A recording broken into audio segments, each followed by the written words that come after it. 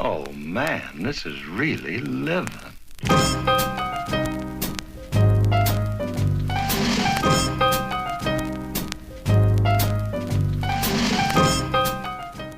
Hey guys, today is Monday, October 1st. I'm actually in the process of getting ready to go to the vet. Our oldest cat, Dugan, has just been kind of steadily declining. He's 13 and a half years old. He's been losing weight. He's had issues with his thyroid. He's just not doing too well. And his one paw is really swollen. He's been moving around slowly. He's been losing his bowel control, things like that. So I'm going to be taking him in to see what the prognosis is and see what a realistic life expectancy is. He's my first pet. I actually got him when Jamie and I were engaged. I got him when and he lived with her about 2 months before we got married. So he's been with us since before we were married. He's lived with Jamie longer than I have.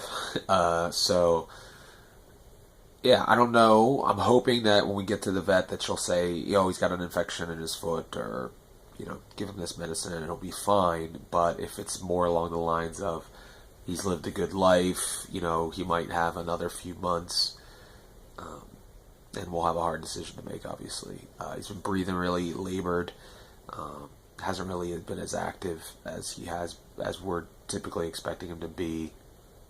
He's been spending a lot of time outside. Doesn't want to be in the house.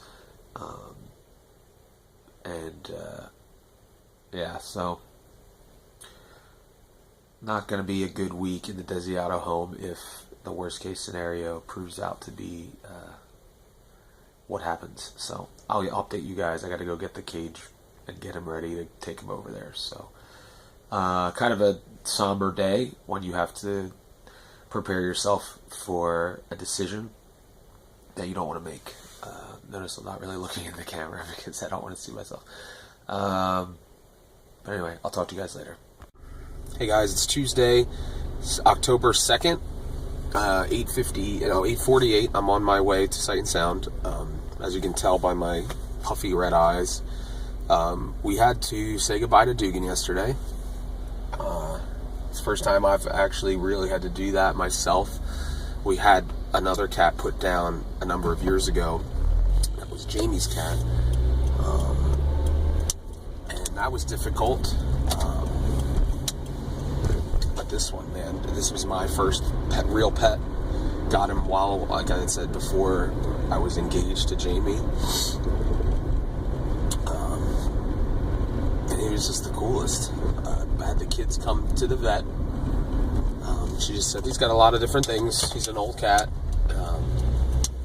A lot of medium things that, either one of them would eventually have taken his life. And he was just really struggling, really exhausted. His heart was working really hard. He was working really hard to breathe. Didn't have a lot of energy. Just in the stress of getting him to the vet, it really took a lot out of him, and he was just kind of there, chilling. He was happy, he was purring.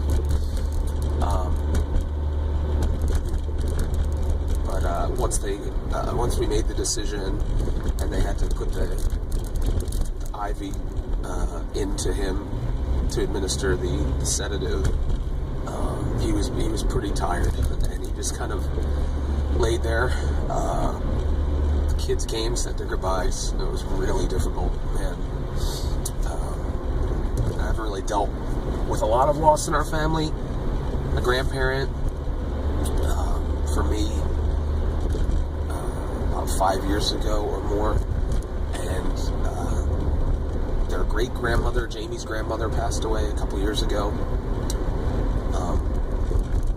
But this one, someone, an animal, obviously, so a lot of you folks that aren't pet owners don't quite understand why we see animals as members of the family, but it feels that way because you see them every day, and you interact with them, and you talk to them even though they don't talk back, and you swear that they understand you, and so I wasn't going to stay for the procedure because I didn't want to be there for that. But then once I said that out loud, I realized that I needed to be there. So Jamie took the kids home, and he was really exhausted. And, you know, I stayed with him, and he was just purring, and he was ready to go. And man, it was challenging for sure just to watch him. He just seemed fine. He was just tired, and I just pet him, said goodbye, and he was gone. And then they let me stay with him for a little while afterward, and it was just surreal because it was just like he was there, and I was seeing,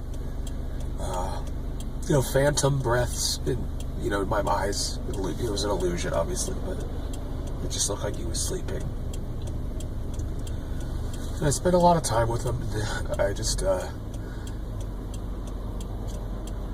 really hit me hard. I don't know if it's because of everything that's been going on, and just like the highs that I've been experiencing, but it's the balance, I guess, that, in the middle of some of the greatest things in my life, that I'd have to say goodbye to an old friend like that. So this week will be challenging, but we'll power through, and I'm sure the pain will dissipate over time. We'll miss him. He was a good cat. He was really a part of our family. So that's where we are right now. Sorry to bum you guys out. Hey guys, what's up? It's Wednesday, October 3rd. I'm at Sight and Sound now, and I haven't gotten an official order, but I believe I'm going to go into my first show today. So I'm very excited about that, nervous as well. I'm going to be only doing a portion of my track. I'm not going to be doing every single thing. But we have cast meeting at 10 right now. It's like 9:40. And I'll find out if I'm going in. So I'll keep you guys posted. Hey guys, it's 6:07 p.m. I'm heading home from Sight and Sound. I did get into 2 shows today. Very, very small parts. Probably on stage for a grand total of about 3 minutes. No, that's an exaggeration. 5 minutes.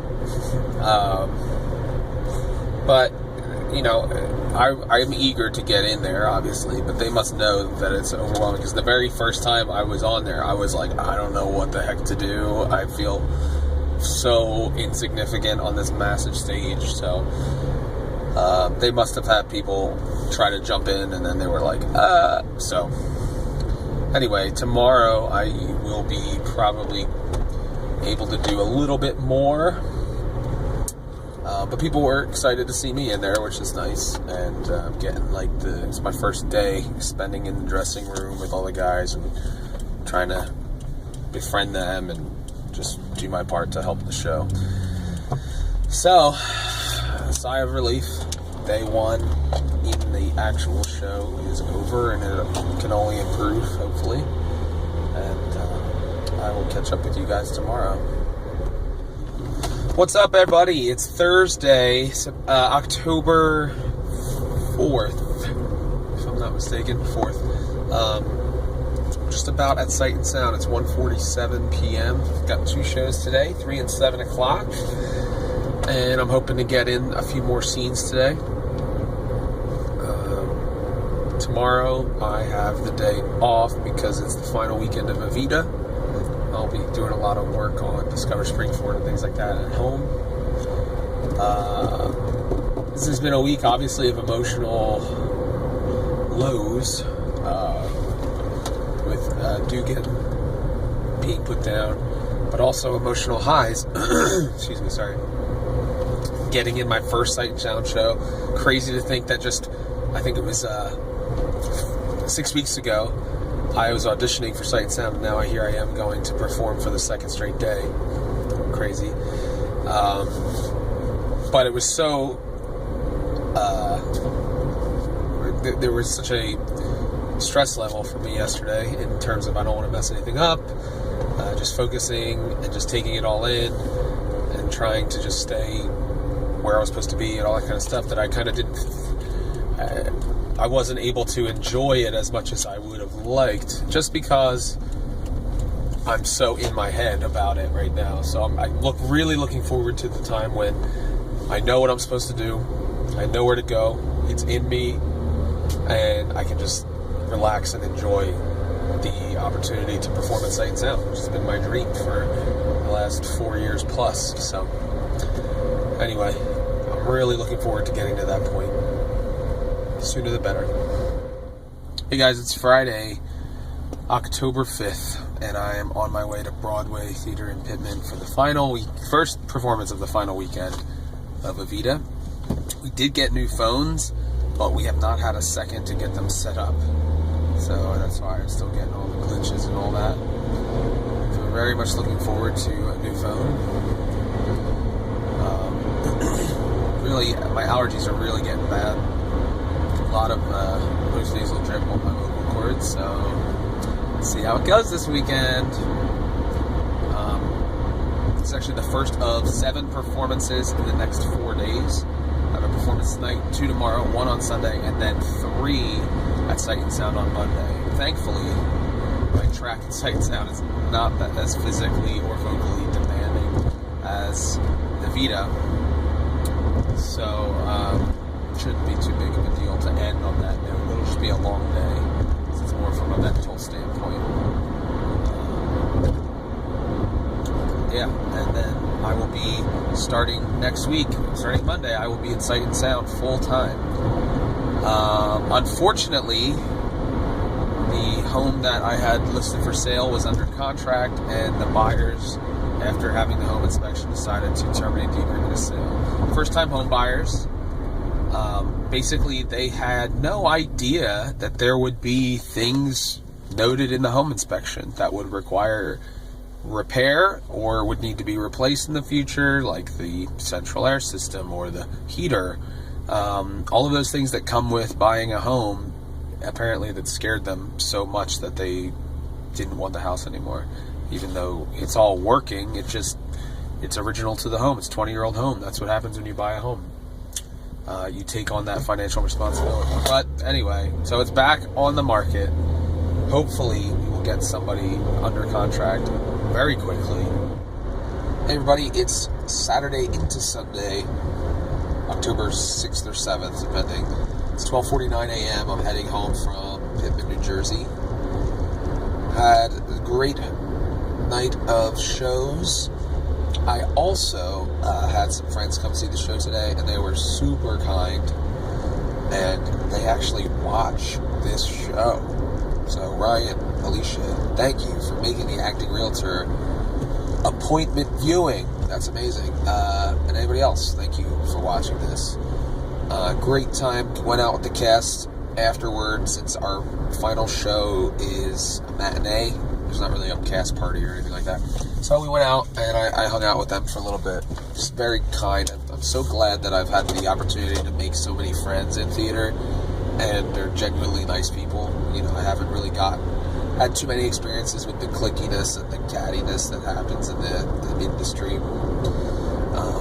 But I think also, like, if you treat people right, like, it goes both ways. So hopefully I know I haven't always made friends. I've made some enemies, but hopefully for the most part